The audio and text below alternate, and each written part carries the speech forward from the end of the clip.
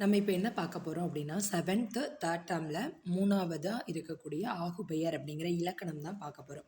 ஆகுபெயர்னா என்னது? ஒரு பெயர்ச்சொல் தனக்குரிய பெயரை மட்டும் குறிக்காமல் அது வேறு ஒரு பொருளை குறித்து வந்துச்சு அப்படின்னா ஆகுபெயர். அதாவது ஒரு பெயர் இன்னொரு பொருளுக்கு ஆகி வந்தால் அதுதான் ஆகுபெயர் அப்படின்னு சொல்கிறோம். தோட்டத்தில் மேயுது வெள்ளை பசு. இத்தொடரில் வெள்ளை என்னும் சொல் வெண்மை என்னும் நிறப்பொருளை தருகிறது.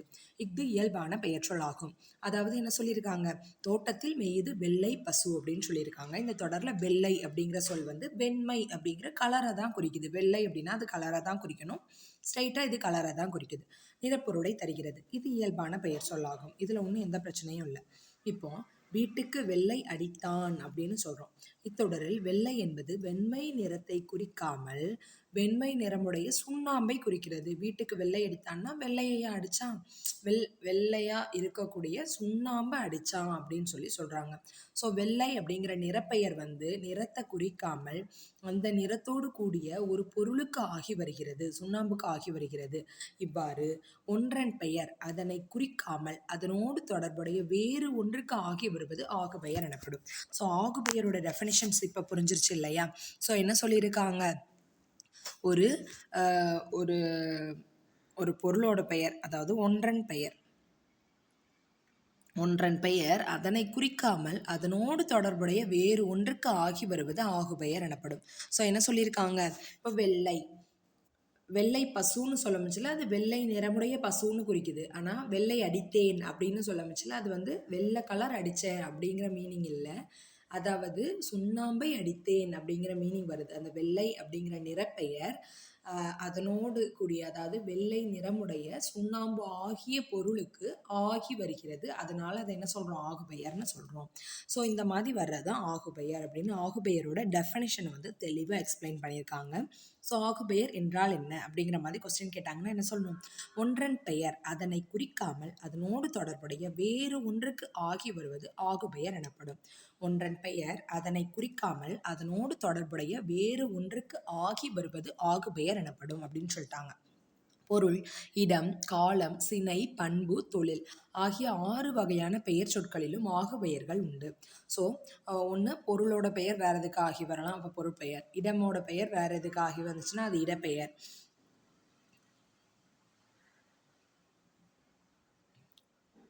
ஸோ காலத்தோட பெயர் காலத்தை குறிக்காமல் வேறு ஒன்றுக்கு ஆகி வந்துச்சுன்னா அது காலப்பெயர். சினையோட பெயர் சினையை குறிக்காமல் வேறு எதுக்காவது ஒன்று ஆகி வந்துச்சுன்னா அது சினை பெயர். பண்பு பெயரும் அதே மாதிரி தான் தொழில். ஸோ 6 வகையான பெயர் சொற்களிலும் ஆகு பெயர்கள் வந்து இருக்குது அப்படின்னு சொல்லிட்டாங்க. ஃபஸ்ட்டு பொருளாகு பெயர். பொருளாகு பெயர்னா என்னது? மல்லிகை சூடினாள். மல்லிகை என்னும் முழு பொருளின் பெயர் அதன் உறுப்பாகிய மலரை குறிக்கிறது. மல்லிகை அப்படின்னா என்னது? அந்த மல்லிகை செடி, மல்லிகை செடியில் இருக்கிற இலை, பூ எல்லாத்தையும் கம்ப்ளீட்டாக குறிக்கிறது தான் அந்த மல்லிகை. மல்லிகை சூடினாள் அப்படிங்கிற சென்டென்ஸில் பாருங்கள், மல்லிகை செடியை சூடியிருக்க மாட்டோம். அந்த மல்லிகை செடியில் பூத்த மலராகிய மல்லிகை பூவை வந்து நம்ம சூடியிருப்போம்.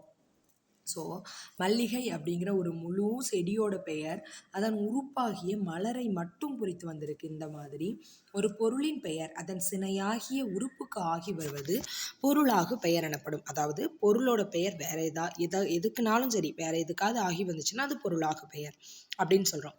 இதனை முதலாகு பெயர் எனவும் கூறுவர். ஸோ என்ன சொல்லியிருக்காங்க? ஒரு பொருளின் பெயர் அதன் சினையாகிய உறுப்புக்கு ஆகி வருவது பொருளாகு பெயர் எனப்படும்.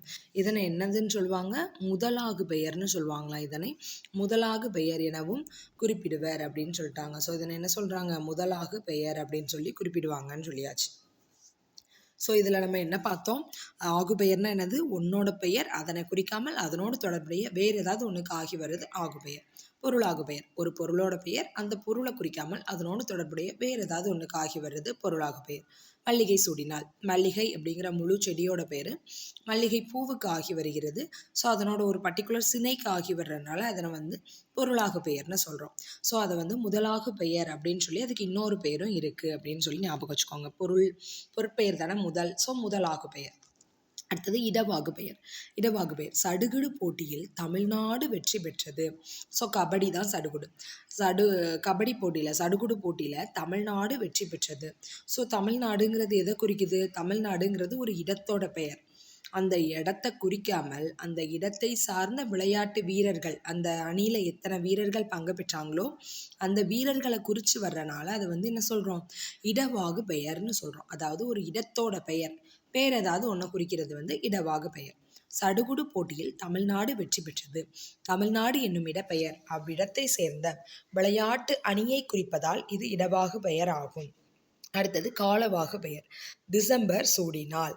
ஸோ இடவாகு பெயர் கிளியர் ஆயிடுச்சுல. என்ன சொல்லியிருக்காங்க, ஒரு இடத்தோட பெயர் அந்த இடத்தை குறிக்காமல் அதனோடு தொடர்புடைய வேறு ஒன்றுக்கு ஆகி வருவது இடவாகு பெயர். இடப்பெயர் அவ்விடத்தை சேர்ந்த விளையாட்டு அணியை குறிப்பதால் இது இடவாகு பெயர். புரிஞ்சிருச்சா?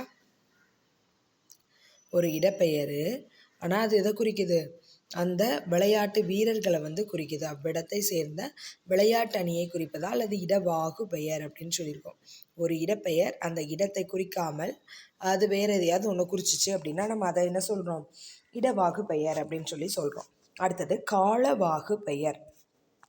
காலவாகு பெயர்னா என்னது, ஒரு காலத்தை குறிக்க வேண்டிய காலப்பெயர் அந்த காலத்தை குறிக்காமல் வேறு ஏதாவது ஒன்றுக்கு ஆகி வந்துச்சுன்னா அதை தான் என்ன சொல்லுவோம், காலவாகு பெயர்னு சொல்லுவோம். டிசம்பர் சூடினால். டிசம்பர்ன்றது என்னது, ஒரு மாதம், கடைசி மாதம். ஸோ அந்த டிசம்பரை சூட முடியாது, அது ஒரு காலப்பெயர் இல்லையா. ஸோ டிசம்பர் சூடினால் அப்படிங்கிற சொல்லு என்னது சொல்லுது, டிசம்பரில் மலரக்கூடிய மலராகிய டிசம்பர் மலரை தலையில் சூடினால் அப்படிங்கிற பொருளை தருது. அதனால் டிசம்பர் சூடினால் அப்படிங்கிறது வந்து டிசம்பர் என்னும் காலப்பெயர் அக்காலத்தில் மலரும் பூவை குறிப்பதால் அது காலவாகு பெயர் ஆயிற்று. அடுத்தது சினையாகு பெயர். ஸோ காலவாகு பெயர் தெளிவாயிடுச்சு. ஒரு காலத்தோட பெயர் அந்த காலத்தை குறிக்காமல் அந்த காலத்தோடு சம்மந்தப்பட்ட வேறு ஏதாவது ஒன்றை வந்து குறிச்சிச்சு அப்படின்னா அதுதான் என்ன சொல்கிறோம், காலவாகு பெயர் அப்படின்னு சொல்லி சொல்கிறோம். அடுத்தது சினையாகு பெயர். சினையாகு பெயர்னு என்னது, தலைக்கு ஒரு பழம் கொடு, தலைக்கு ஒரு பழம் கொடு. இத்தொடருக்கு ஆளுக்கு ஒரு பழம் கொடு என்பது பொருளாகும். இவ்வாறு சினையின் உறுப்பின் பெயர் முதலாகிய பொருளுக்கு ஆகி வருவது சினையாக பெயர் எனப்படும். ஸோ இத்தொடருக்கு ஆளாளுக்கு ஒரு ஒரு பழம் கொடு அப்படிங்கிறதான் தலைக்கு ஒரு பழம் கொடு.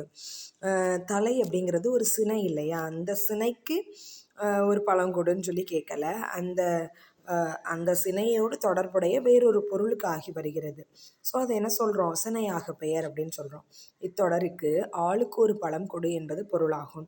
இவ்வாறு ஆளுக்கு ஒரு பழம் கொடு தான் பொருள். இவ்வாறு சினையின் பெயர் அதை முதலாகிய உறுப்புக்கு வந்து ஆகி வர்றது அதான் என்னது, சினையாக பெயர் அப்படின்னு சொல்லி சொல்கிறோம். அடுத்தது பண்பாகு பெயர். இனிப்பு தின்றான். இத்தொடரில் இனிப்பு என்னும் பண்பு பெயர் அப்பண்பை உடைய தின்பண்டத்தை குறிப்பதால் அது பண்பாகு பெயர் ஆயிற்று. ஸோ இந்த தொடரில் இனிப்பு தின்றான் அப்படிங்கிறதான் சென்டென்ஸ். இனிப்பு தின்றான். ஸோ இனிப்பு தின்றான் அப்படிங்கிறது வந்து ஒரு பண்பு பெயர். அப்பண்பை உடைய இனிப்பு சுவையுடைய ஒரு பொருளை தின்றான் அப்படின்னு வருது இல்லையா. ஸோ அந்த தின்பண்டத்தை குறிக்குது, அதனால அது என்ன சொல்கிறோம், பண்பாகு பெயர் அப்படின்னு சொல்லி சொல்கிறோம். ஸோ இனிப்பு அப்படிங்கிற பண்பு வந்து அந்த இனிப்பு பண்பை உடைய ஒரு தின்பண்டத்துக்கு வந்து ஆகி வருகிறது, அதனால அது என்ன சொல்கிறோம், பண்பாகு பெயர் அப்படின்னு சொல்லி சொல்கிறோம். அடுத்தது தொழிலாகு பெயர். பொங்கல் உண்டான். இத்தொடரில் பொங்கல் பொங்குதல் என்னும் தொழிற்பெயர் அத்தொழிலால் உருவான உணவினை குறிப்பதால் இது தொழிலாக பெயர் ஆகும். ஸோ பொங்கல் அப்படிங்கிறது வந்து ஒரு செயல், தூங்கினான், விழித்தான், பொங்கினான், பொங்கல் அது வந்து ஒரு தொழிலை சொல்லுது. ஸோ பொங்கல் அப்படிங்கிறது வந்து ஒரு இது பொங்கி வழிகிறது தான் அந்த செயல். ஸோ அந்த தொழிலை உடைய பொங்குதல் அப்படிங்கிற தொழிலால் விளைந்த உணவுப் பொருளை வந்து குறிக்குதான். ஸோ பொங்கல் என்னும் தொழிற்பெயர் அத்தொழிலால் உருவான உணவினை குறிப்பதால் இது தொழிலாக பெயர் ஆகும் அப்படின்னு சொல்லிட்டாங்க. ஸோ பொங்கல் உண்டான் அப்படின்னா சோறு பொங்குது, இன்னும் நிறையா அந்த தொழில் அப்படின்னு பார்த்தோம் அப்படின்னா அது நிறையா டிஃப்ரெண்ட்டானதை குறிக்கும். ஆனால் அந்த தொழிலால் உருவான இனிப்பு உணவை உண்டான் அப்படிங்கிற மீனிங்கில் வந்து நமக்கு வர்றனால என்ன சொல்லியிருக்காங்க, இது தொழிலாகு பெயர் அப்படின்னு சொல்லி சொல்லிட்டாங்க. ஸோ இதில் கொடுத்துருக்க ஆகு பெயர் டாப்பிக்கை மட்டும் இன்னொரு வாட்டி ரிவைஸ் பண்ணிக்கலாம். இதுக்கப்புறம் ரெட்டை கிளவி கொடுத்துருக்காங்க, இதை நம்ம தனி வீடியோவாக பார்த்துடலாம் ஃப்ரெண்ட்ஸ். ஸோ என்ன சொல்லியிருக்காங்க, ஆகு பெயர் தோட்டத்தில் மேயுது வெள்ளை பசு. இத்தொடரில் வெள்ளை எனும் சொல் வெண்மை என்னும் நிறப்பொருளை குறிக்கிறது. ஸோ பிரச்சனையே இல்லை, இது பெயர் சொல். வீட்டுக்கு வெள்ளை அடித்தான். இது வெள்ளை என்பது வெண்மை நிறத்தை குறிக்காமல் வெண்மை நிறமுடைய சுண்ணாம்பு அப்படிங்கிற பொருளுக்கு ஆகி வருகிறது. ஸோ வெள்ளை அப்படிங்கிறது நிறம் பெயர். அந்த நிறம் பெயர் வந்து எதை குறிக்குது? பொருளை குறிக்குது. ஸோ இது என்ன ஆகு பெயர்? குணவாகு பெயர். பண்பு தான் நிறம். ஸோ அந்த நிறத்தோட இது தான் மாறி வருது. ஸோ இது வந்து பண்பாகு பெயர், குணவாகு பெயர் அப்படிங்கிறதுல வரும். இத்தொடரில் வெள்ளை என்பது வெண்மை நிறத்தை குறிக்காமல் வெண்மை நிறமுடைய சுண்ணாம்பை குறிக்கிறது. இவ்வாறு ஒன்றன் பெயர் அதனை குறிக்காமல் அதனோடு தொடர்புடைய வேறு ஒன்றுக்கு ஆகி வருவது ஆகுபெயர் எனப்படும். பொருள், இடம், காலம், சினை, பண்பு, தொழில் ஆகிய 6 வகையான பெயர் சொற்களிலும் ஆகுபெயர்கள் உண்டு. பொருள் ஆகுபெயர் இந்த 6ஐயும் மட்டும்தான் நம்ம இந்த புக்கில் பார்க்க போகிறோம். இது போக இன்னும் நிறைய ஆகுபெயர்களும் இருக்குது. அதை அடுத்தடுத்த இனிமே 8th படிக்க ஆரம்பிச்சுல நமக்கு வரும் கண்டிப்பாக. பொருள் ஆகுபெயர். மல்லிகை சூடினாள். மல்லிகை செடி அப்படிங்கிறது தான் மல்லிகை. ஸோ மல்லிகை என்னும் முழு பொருளின் பெயர் அதன் உறுப்பாகிய மலரை குறிக்கிறது. இவ்வாறு பொருளின் பெயர் அதன் சினையாகிய உறுப்புக்கு ஆகி வருவது பொருளாகு பெயர் எனப்படும். இதனை முதலாகு பெயர் எனவும் கூறுவர். ஸோ பொருளோட பெயர் வேற எதுக்கு ஆகி வந்தாலும் சரி, சினைக்கு ஆகி வந்தாலும் சரி, இடத்துக்கு ஆகி வந்தாலும் சரி, ஒரு பொருளோட பெயர் வேற ஏதாவது ஒன்றுக்கு ஆகி வந்துச்சு அப்படின்னா அதை தான் என்ன சொல்கிறோம்? பொருளாகு பெயர்னு சொல்கிறோம். ஸோ எக்ஸாம்பிள், மல்லிகை சூடினால். மல்லிகை அப்படிங்கிற பொருளோட பெயர் வந்து அது வந்து எதுக்கு வருது? அதனோட சினையாகிய உறுப்புக்கு வந்து ஆகி வர்றதுனால அதை நம்ம என்ன சொல்கிறோம்? பொருளாகு பெயர் அப்படின்னு சொல்கிறோம். அடுத்தது இடவாகு பெயர். சடுகுடு போட்டியில் தமிழ்நாடு வெற்றி பெற்றது. ஸோ தமிழ்நாடுங்கிறது ஒரு இடத்தோட பெயர். அது இடத்தை குறிக்காமல் அந்த இடத்தோடு தொடர்புடைய விளையாட்டு அணியை வந்து அது குறிக்கிறனால இடவாகு பெயர் ஆகும். காலவாகு பெயர். டிசம்பர் சூடினாள். டிசம்பருங்கிறது ஒரு மாதத்தோட பெயர், கடைசி மாதம் இல்லையா? ஸோ அந்த மாதத்தை சூட முடியுமா? முடியாது. அந்த மாதத்தில் மலரக்கூடிய டிசம்பர் மலர்களை சூடினாள் அப்படிங்கிற மீனிங்கில் வருது. ஸோ இது வந்து காலவாகு பெயர். காலத்தோட பெயர் வேறு எதுக்கோ ஆகி வந்திருக்கனால காலவாகு பெயர். சினையாகு பெயர். சினையோட பெயர் வேறு எதுக்காவது ஒன்று ஆகி வந்திருக்கணும். தலைக்கு ஒரு பழம் கொடு. தொடருக்கு ஆளுக்கு ஒரு பழம் கொடு என்பது பொருளாகும். இவ்வாறு சினையின் பெயர் முதலாகிய பொருளுக்கு ஆகி வருவது சினையாகு பெயர் எனப்படும் அப்படின்னு சொல்லிட்டாங்க. அடுத்தது பண்பாகு பெயர். இனிப்பு தின்றான். இத்தொடரில் இனிப்பு என்னும் பண்பு பெயர் அப்பண்பை உடைய தின்பண்டத்தை குறிப்பதால் இது பண்பாகு பெயர் ஆயிற்று. ஸோ என்ன சொல்லியிருக்காங்க? இனிப்பு தின்றான். தொடரில் இனிப்பு என்னும் பண்பு பெயர் அந்த பண்பை உடைய தின்பண்டத்தை குறிக்கிறனால இது பண்பாகு பெயர் ஆயிற்று. தொழிலாகு பெயர். பொங்கல் உண்டான். இத்தொடரில் பொங்கல் பொங்குதல் என்னும் தொழிற்பெயர் அத்தொழிலால் உருவான உணவினை குறிப்பதால் இது தொழிலாகு பெயர் ஆகும். ஸோ ஆகுபெயரோட 6 டைப்ஸ் மட்டும் இப்போ பார்த்துருக்கோம். பொருளாகு பெயர், பொருளோட பெயர் வேறு எதுக்காவது ஒன்று ஆகி வர்றது. இடவாகு பெயர், இடத்தோட பெயர் வேறு எதுக்காவது ஆகி வர்றது. காலம் காலவாகு பெயர். சினை சினையாக பெயர். பண்பு பண்பாகு பெயர். தொழில் தொழிலாகு பெயர்னு ஆகு பெயரோட 6 டைப்ஸ் மட்டும் பார்த்துருக்கோம். ஆனால் ஆகு பெயர் வந்து 6 டைப்ஸ் மட்டும்தான் அப்படின்னு கிடையாது. ஆகு பெயரோட மற்ற டைப்ஸை வந்து நம்ம 8th ஸ்டாண்டர்டில் பார்க்கலாம். Thank you friends.